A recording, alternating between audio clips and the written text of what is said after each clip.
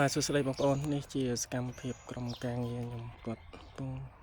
តឡើងកាមេរ៉ាបងប្អូនហើយប្រភេទនេះប្រភេទពួកប្រជាវលហើយនិយាយឆ្លើយឆ្លងបានហើយជាពិសេសអ្វីដែលជាពិសេសហ្នឹងពេលយប់គឺ color ដូចពេលថ្ងៃអញ្ចឹង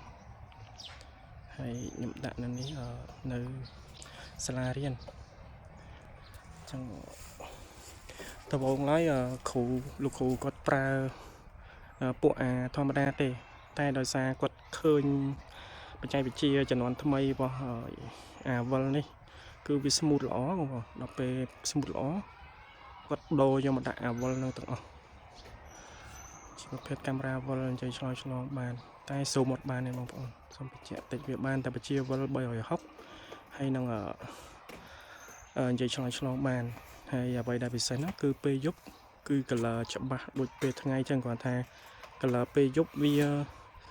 ពន្លឺវាទទន់ជាងពេលថ្ងៃពន្លឺវានេះមែនតែវារៀងសពេលយប់ទុំ color សទុំហើយប៉ាក់វេនសាលានេះពួកខ្ញុំដាក់ទាំងអស់24គ្រាប់បងប្អូន24គ្រាប់ពួកហ្នឹងទាំងអស់ហើយការដាក់ផងដែរខ្ញុំដាក់ដូចជួយសាលាដែរទេជាក់ស្ដែងតម្លៃអត់ខ្ញុំ discount ច្រើនបងប្អូន discount ដល់ថ្នាក់ចូលដើមខ្លួនឯងហើយគោលបំណងរបស់ខ្ញុំគឺគ្រាន់តែចង់ជួយសាលាដើម្បីឲ្យលោកគ្រូគាត់មានកាមេរ៉ាប្រើទៅហើយ